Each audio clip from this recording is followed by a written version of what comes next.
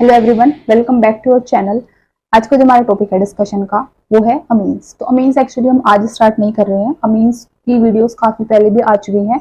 आज तो मैं इसके अंदर एक सब टॉपिक डिस्कशन करना है जो है केमिकल रिएक्शंस ऑफ अमीन्स। अच्छा, इससे पहले जो वीडियोस आई थी उन वाली वीडियो में और आज वाले में आपको काफी गैप मिलेगा। उसका रीजन था कि मेरे एग्जाम्स थे और कुछ थोड़ा सा पर्सनल इशू था जिसके कारण मैं वीडियोस को नहीं डाल पा रही थी। लेकिन अब मैं वीडियोस आपकी एक कंटिन्यूअस फ्लो में डालूंगी। मैं कोशिश करूंगी कि रेगुलर आपकी वीडियोस आए ताकि आपकी प्रिपरेशन भी एक लेवल पे चल सके। ठीक है, बोर्ड्स के एग्जाम से पहले पहले आपका सारा का सारा सिलेबस मैं कंप्लीट कराने की पूरी कोशिश करूंगी। साथ साथ आपके प्रीवियस ईयर सीबीएसई के और यूपी बोर्ड्स के वो भी आपको कराने की कोशिश करूंगी ताकि आपको पता चले कि आंसर राइटिंग हम कैसे करते हैं, कैसे आपको 6 मार्क्स में, कैसे 4 मार्क्स में आंसर्स को लिखना होता है, कहाँ से स्टार्ट करना होता है, कहाँ से खत्म करना होता है। ये सब हम डिस्कस करेंगे और साथ साथ देखेंगे कि नीट और जेई के लिए कौन कौन से हमारे पास ऐसे टॉपिक्स हैं जो डायरेक्ट एनसीईआरटी से आपको क्वेश्चन आउट किए जाते हैं। तो इन चीजों को भी हम साथ साथ देखेंगे। ठीक है, तो स्टार्ट करते हैं आज की वीडियो। अभी जो मुझे स्टार्ट करना है वो है केमिकल रिएक्शन ऑफ अमीन्स। अच्छा, केमिकल रिएक्शन में मेरे पास 2 रिएक्शंस बाकी रहती है। एक तो रिएक्शन विद नाइट्रस एसिड, दूसरा reaction with aryl sulphonyl chloride. तो पहले हम करते हैं रिएक्शन विद नाइट्रस एसिड। ठीक है, नाइट्रस एसिड आपको होता है HNO2, लिख भी देते हैं साथ साथ क्या होता है नाइट्रस एसिड आपका HNO2। ठीक है, तो रिएक्शन विद नाइट्रस एसिड। अब इसके लिए मैं ले लेती हूँ primary amine, that is 1 degree amine. अच्छा, 1 डिग्री अमीन, 2 डिग्री, 3 डिग्री, या मैं बोलूँ प्राइमरी, सेकेंडरी और टर्शरी अमीन्स जो होते हैं वो डिफरेंट वे में, एक डिफरेंट मैनर में रिएक्ट करते हैं इसके साथ में, नाइट्रस एसिड के साथ में। क्योंकि हमारे सिलेबस में सिर्फ 1 डिग्री अमीन की बात की हुई है तो हम यहाँ पे भी वही डिस्कस करेंगे। लेकिन अगर किसी को ये है कि मुझे 2 डिग्री और 3 डिग्री के बारे में भी जानना है तो मेरे को आप कमेंट कर सकते हो कमेंट सेक्शन में, मैं आपको उसके ऊपर भी वीडियोस बना के डाल दूंगी। ठीक है, तो अगर मैं 1 डिग्री अमीन की रिएक्शन कराती हूँ नाइट्रस एसिड के साथ। अब पहली बात तो ये जो नाइट्रस एसिड होता है ये होता है आपका अनस्टेबल। क्या होता है ये?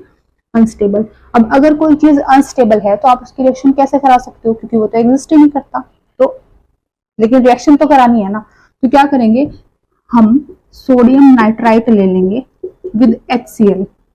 इन दोनों को हम रिएक्शन के दौरान ही ले लेंगे, जिसको हम बोलते हैं इन सीतु। तो इन सीतु प्रोसेस क्या होता है? जब हम रिएक्शन के दौरान ही फॉर्मेशन करते हैं। तो रिएक्शन के दौरान ही जब हम सोडियम नाइट्राइट की रिएक्शन HCl के साथ करेंगे तो हमारा नाइट्रस एसिड बन जाएगा। तो एक समस्या तो खत्म, नाइट्रस एसिड तो बन गया। तो जब 1 डिग्री अमीन रिएक्ट करेगा नाइट्रस एसिड के साथ तो यहाँ से जो आपकी फॉर्मेशन होती है वो होती है एलिफेटिक डाइजोनियम सोल्ट की। किसकी? एलिफेटिक डाइजोनियम सोल्ट की। एलिफेटिक बोलूं या मैं बोलूं एल्काइल डाइजोनियम सोल्ट, दोनों एक ही बात है। ठीक है, फर्दर फिर जब आप इसकी रिएक्शन कराते हो in the presence of water तो यहाँ से आपको मिल जाता है alcohol ROH plus dinitrogen gas आपकी हो जाती है आउट। एक बात याद रखनी है, एक तो आपको पता होना चाहिए कि मेजर प्रोडक्ट क्या बना, और साथ में अगर कोई गैस इवॉल्व आउट हुई, कि कई बार डायरेक्ट क्वेश्चन पूछ लेते हैं। ठीक है, कि रिएक्शन विद नाइट्रस एसिड में जब आपने अमीन्स की रिएक्शन कराई थी नाइट्रस एसिड के साथ तो कौन सी गैस आउट हुई थी, तो पूछ सकते हैं ना। तो कौन सी गैस आउट हुई है? डाइनाइट्रोजन। तो ये चीजें हमें ध्यान से देखनी है। ठीक है, बाकी जो आपके बाय प्रोडक्ट्स निकलते हैं वो आप रिएक्शन को बैलेंस आउट करके फाइंड आउट कर सकते हो। ठीक है, तो हमने देखा है 1 डिग्री अमीन कैसे रिएक्ट कर रहा है नाइट्रस एसिड के साथ जो कि हम बना रहे हैं इन सीधु प्रोसेस से। वो हमें दे रहा है एलिफेटिक डाइजोनियम सॉल्ट जो फर्दर रिएक्ट कर रहा है वाटर के साथ, और हमें दे रहा है एल्कोहल और आपकी डाइनाइट्रोजन गैस। ठीक है, तो सिर्फ इतनी सी रिएक्शन थी हमारी 1 डिग्री के साथ। 2 डिग्री 3 डिग्री के साथ डिफरेंट वे में होती है। अगर आप लोग जानना चाहते हैं तो प्लीज लेट मी नो। अच्छा, इसके बाद अब ये तो किसने किया? ये तो एलिफेटिक ने किया। ऐसे ही अगर एरोमेटिक करे या मैं बोलूँ अगर ऐसे ही अराइल करे तो क्या होगा, है ना। तो अब मैं रिएक्शन करा रही हूँ किसके साथ में? रिएक्शन विद नाइट्रस एसिड, लेकिन किसके साथ? अब हम ले रहे हैं अराइल अमीन। तो अराइल अमीन में मैं ले लेती हूँ C6H5NH2। ये क्या है? अराइल ग्रुप है। ठीक है, तो क्या है ये? अराइल अमीन। अराइल अमीन के अंडर ये भी क्या है? 1 डिग्री अराइल अमीन है। फिर से मैं यहाँ पे HNO2 तो लूंगी ही, है ना। वो आप लोगों को, अब इतने होशियार तो आप लोग हो कि आपको पता है कि अब ये HNO2 कहाँ से आया। ये जब मैंने सोडियम नाइट्राइट की रिएक्शन कराई HCl के साथ तो वहां से आया। ठीक है, अच्छा यहाँ पे एक चीज और हमें ध्यान रखनी है कि जो टेम्परेचर का रेंज है ना वो हमारा 273 से 278 केल्विन तक ही रहे। इससे ऊपर हमें टेम्परेचर को नहीं लेके जाना। सपोज करो कि अगर टेम्परेचर आपका 350 या 400 इतना केल्विन पहुंच जाता है तो क्या होगा, तो देखते हैं क्या होगा, है ना। तो देखो सबसे पहले तो जब ये अराइलमीन रिएक्ट करेगा नाइट्रस एसिड के साथ, जो कैसे बना, इन सितु प्रोसेस से बना है, तो यहाँ पे हमारे पास बनेगा बेंजीन डाइजोनियम सोल्ट। क्या बनेगा, बेंजीन डाइजोनियम सोल्ट, ठीक है। अब ये जो बेंजीन डाइजोनियम सोल्ट बना, अगर आपने टेम्परेचर की रेंज को बढ़ाया तो क्या होगा कि ये रिएक्ट कर जाएगा वाटर के साथ, जो प्रेजेंट वाटर हमारे पास होगा रिएक्शन मिक्सचर के अंदर, उसके साथ रिएक्ट करके क्या बना लेगा, ये फिनोल बना लेगा। क्या बना लेगा, फिनोल, ठीक है। तो क्योंकि हमें फिनोल की रिक्वायरमेंट नहीं है, हमें अपनी रिएक्शन के अंदर फिनोल नहीं बनाना है, तो इसलिए हम टेम्परेचर की रेंज को बड़े ध्यान से देखेंगे, ठीक है। टेम्परेचर हमें इतना ही चाहिए। साथ में यहाँ से आपके बाय प्रोडक्ट्स जो निकलेंगे वो NaCl, और बाकी आप बैलेंस आउट करके देख लोगे और क्या क्या निकलेगा, ठीक है। तो याद रखना है टेम्परेचर रेंज क्यों रखना है इतना, ताकि हमारे पास फिनोल की फॉर्मेशन ना हो जाए। तो फिनोल की फॉर्मेशन को रोकने के लिए मेरे को टेम्परेचर क्या चाहिए, इस रेंज के अंदर चाहिए, ठीक है। तो आपकी रिएक्शन थी किसके साथ में, विद अराइलमीन्स के साथ। तो ये चीज खत्म हुई, रिएक्शन विद नाइट्रस एसिड। अच्छा, इसके बाद जो आपकी लास्ट रिएक्शन है वो रिएक्शन है with aryl sulphonyl chloride. Reaction with aryl sulphonyl chloride, ठीक है। ये आपकी क्या है, लास्ट रिएक्शन। तो अब जो हम देख रहे हैं अपनी लास्ट रिएक्शन वो कौन सी है, reaction with aryl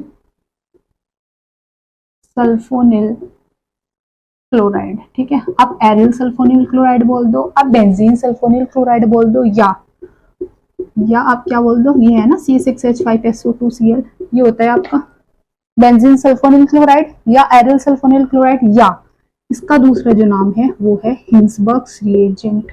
very very important, ये डायरेक्ट आपका नीट के एग्जाम में पूछा हुआ है कि हिंसबर्ग्स रिएजेंट क्या होता है, C6H5SO2Cl होता है, ठीक है। तो ये हमें याद रखना है, इसको बिल्कुल भी नहीं भूलना है, हिंसबर्ग्स रिएजेंट को। फिर से हम 1 डिग्री अमीन लेंगे, 2 डिग्री और 3 डिग्री, फिर से 1 डिग्री अमीन, 2 डिग्री और 3 डिग्री अमीन डिफरेंट वे में रिएक्ट करते हैं, किसके साथ, हिंसबर्ग्स रिएजेंट के साथ या फिर बेंजीन सल्फोनिल क्लोराइड के साथ। 1 डिग्री रिएक्ट करेगा, 2 डिग्री भी रिएक्ट करेगा, बट 3 डिग्री रिएक्ट नहीं करता। उसका कारण क्या है और वो क्यों नहीं करता, वो हम अभी देख लेते हैं, है ना। इसको मैं 1 मिनट के लिए रब कर देती हूँ C6H5SO2Cl को। तो देखो सबसे पहले ना मैं इसको थोड़ा खोल के लिखती हूँ, C6H5SOCl2 को, जो आपको होता है हिंसबर्ग्स रिएजेंट। ये बना दिया C6H5SO2 डबल बॉन्ड के साथ ऑक्सीजन और Cl, क्या है ये, हिंसबर्ग्स रिएजेंट, ठीक है। ये हमें क्या रखना है, याद। अब अगर मैं इसकी रिएक्शन करा दूं किसके साथ में, 1 डिग्री अमीन के साथ, और 1 डिग्री अमीन क्या होएगा, N, एक हाइड्रोजन इधर आपका, एक हाइड्रोजन इधर लिख देते हैं, एक R ग्रुप, ठीक है। तो ये आपका क्या है, 1 डिग्री अमीन है। अगर मैं इस R को भी स्पेसिफिक कर दूं, मैं इस R को ले लूं C2H5, इथाइल ग्रुप, ठीक है। देखो होएगा क्या कि यहाँ से होना कुछ नहीं है, सिंपली आपका HCl आउट हो जाएगा। क्या आउट हो जाएगा, सिंपली HCl आउट हो जाएगा। और अगर HCl यहाँ से हो गया आउट तो क्या बचा, तो बचा आपका ये aryl group, S double bond O। अब ये नाइट्रोजन आ जाएगा ना इधर, साथ में मैं यहाँ पे लिख देती हूँ हाइड्रोजन, अगर आप लोगों को कोई परेशानी नहीं है। तो क्या बनाया, N इथाइल बेंजीन सल्फोनामाइड। क्या बना, N इथाइल बेंजीन सल्फोनामाइड, ठीक है जी। ये कब बना, जब हमने 1 डिग्री अमीन को रिएक्ट कराया है अपना हिंसबर्ग्स रिएजेंट के साथ में, ठीक है। अब यहाँ से जो देखने वाली बात है वो जरूरी क्या है कि देखो आप, ये वाला जो पूरा ग्रुप है ये इलेक्ट्रॉन विथड्रॉइंग ग्रुप है। कैसा है, इलेक्ट्रॉन विथड्रॉइंग ग्रुप, क्योंकि सल्फर के साथ लगे हैं दो ऑक्सीजन, जो अपनी तरफ इलेक्ट्रॉन्स को क्या करेंगे, अट्रैक्ट करेंगे, जिसके चलते सल्फर के ऊपर हो जाएगी इलेक्ट्रॉन की डेफिशिएंसी। होगा कि ये आपका जो हाइड्रोजन होगा ये कैसा होगा, यहाँ पे एसिडिक होगा, ठीक है। तो हाइड्रोजन क्या होगा, एसिडिक। अब क्योंकि ये जो हमारा सल्फोनिल पूरा ग्रुप है बेंजीन सल्फोनिल, ये कैसा है, इलेक्ट्रॉन विथड्रॉइंग ग्रुप है, तो जो अटैच है ना हाइड्रोजन नाइट्रोजन से वो कैसा है, एसिडिक है। अगर ये एसिडिक हाइड्रोजन है दैट मीन्स कि आपका एन इथाइल बेंजीन सल्फोनामाइड आराम से सोल्यूबल हो सकता है किसके अंदर, एल्कली के अंदर, या मैं बोलूं अगर आपको एल्कली नहीं पता मतलब बेस के अंदर, ठीक है। तो एल्कली के अंदर या बेस के अंदर आराम से क्या हो सकता है, ये सोल्यूबल हो सकता है। कौन, 1 डिग्री अमीन। आई बात समझ। ऐसे ही अब हम देख लेते हैं, चलो किसके साथ में, 2 डिग्री के अमीन के साथ।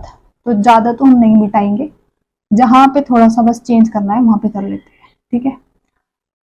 तो 2 डिग्री में आप क्या करोगे, इस देखो सिर्फ आपके पास ना एक हाइड्रोजन होएगा, ये हो गया ना 2 डिग्री अमीन, ठीक है। तो 2 डिग्री अमीन की रिएक्शन जब आप इसके साथ कराओगे हिंसबर्ग रिएजेंट के साथ या बेंजीन सल्फोनिल क्लोराइड के साथ, तो क्या होगा, फिर से HCl तो आउट होएगा, लेकिन जो मेरा प्रोडक्ट बनेगा वो क्या बनेगा, S double bond O double bond O। अब N पे क्या बचा, सिर्फ 2 C2H5 बचे, है ना, ये बना ना प्रोडक्ट। तो इसका नाम क्या हो जाएगा, N diethyl benzene sulfonamide, ठीक है, N diethyl benzene sulfonamide. अब आप मेरे को ये बताओ, आपको क्या कहीं पे इस प्रोडक्ट के अंदर हाइड्रोजन दिख रहा है? जब हाइड्रोजन ही नहीं है तो कहेगा एसिडिक, है ना। और जब अगर ये एसिडिक ही नहीं है तो कैसे सोल्यूबल हो जाएगा एल्कली के अंदर? तो हम बोल सकते हैं कि जो 2 डिग्री अमीन होता है ये आपका क्या होता है, इनसोल्यूबल, इसके अंदर, एल्कली के अंदर। और क्योंकि टर्शरी जो आपका अमीन होगा 3 डिग्री जो होगा, देखो 3 डिग्री में क्या हो जाएगा, N के ऊपर एक भी हाइड्रोजन नहीं होएगा। अगर N के ऊपर एक भी हाइड्रोजन नहीं होएगा तो सीधी सी बात ये है कि HCl आउट नहीं होएगा। जब HCl आउट नहीं होएगा तो कोई प्रोडक्ट की भी फॉर्मेशन नहीं होगी। इसका मतलब क्या होगा कि जो टर्शरी अमीन है वो आपका रिएक्ट ही नहीं करेगा हिंसबर्ग रिएजेंट के साथ। दैट मीन्स कि 1 डिग्री रिएक्ट करता है, वहां से जो आपको प्रोडक्ट मिलता है उसके अंदर एक हाइड्रोजन होता है एसिडिक, जो कि सोल्यूबल हो जाता है बेस में, अल्कली में। सेकेंडरी के अंदर हाइड्रोजन नहीं होता, वो एसिडिक नहीं होता, तो इनसोल्यूबल इन एल्कली। और टर्शरी जो है वो तो रिएक्ट ही नहीं करता हिंसबर्ग रिएजेंट के साथ। तो एक तरीके से हम बोल सकते हैं कि अगर आपको डिफरेंशिएट आउट करना है प्राइमरी, सेकेंडरी और टर्शरी अमीन्स को by using the Hinsberg reagent, तो आप इजीली कर सकते हैं कि 1 डिग्री में तो हाइड्रोजन होगा एसिडिक, जिसके कारण वो सोल्यूबल होएगा एल्कली के अंदर। 2 डिग्री इनसोल्यूबल होएगा और टर्शरी आपका इवन वो रिएक्ट भी नहीं करेगा, तो फिर सोल्यूबल तो कहीं का होएगा, है ना। तो ऐसे हम डिफरेंशिएट आउट कर सकते हैं 1 degree, 2 degree and 3 degree amines को by using the Hinsberg reagent. तो यहाँ पे हमारी केमिकल रिएक्शन जो है वो खत्म होती है, ठीक है। यहाँ पे केमिकल रिएक्शन हमारी अमीन्स की खत्म होती है। इसके बाद जो हमें करना है वो करना है electrophilic substitution reaction in amines, ठीक है। एरोमेटिक अमीन्स के अंदर अब हम करेंगे इलेक्ट्रोफिलिक सब्स्टिट्यूशन रिएक्शन, जो कि हम इससे नेक्स्ट वाले पार्ट में करेंगे। अबाउट वो खत्म हो ही जाएगा, ठीक है। उसके अंदर आपका नाइट्रेशन है, सल्फोनेशन है, तो ये सब है इलेक्ट्रोफिलिक सब्स्टिट्यूशन रिएक्शन में। ये सब हमने पहले भी डिस्कस किया है कि इलेक्ट्रोफिलिक सब्स्टिट्यूशन रिएक्शन कौन कौन सी होती है। अगर आप लोगों ने नहीं देखा तो पहली वीडियोस को जाके देखो, हेलो एल्केन्स और हेलो एरिन्स बहुत अच्छे से मैंने ब्रीफ में आपको समझाया है, ठीक है। अच्छा, आज वाली वीडियो में इतना ही करते हैं। अगर आपको वीडियो अपने लिए यूजफुल लगती है तो वीडियो को आप लाइक करो, चैनल को सब्सक्राइब करो और वीडियो को फर्दर भी शेयर कर दो, क्योंकि इन वीडियोस के आपको कोई अमाउंट नहीं देना, कुछ पैसे नहीं देने, आपको फ्री में मिलेगा पूरा सिलेबस, सारे PYQs। अगर आप चाहते हो कि स्पेशल किसी टॉपिक पर मैं वीडियो बनाऊं तो आप मेरे को वो भी बता सकते हो, ठीक है। तो आज की वीडियो में इतना ही। Thank you so much.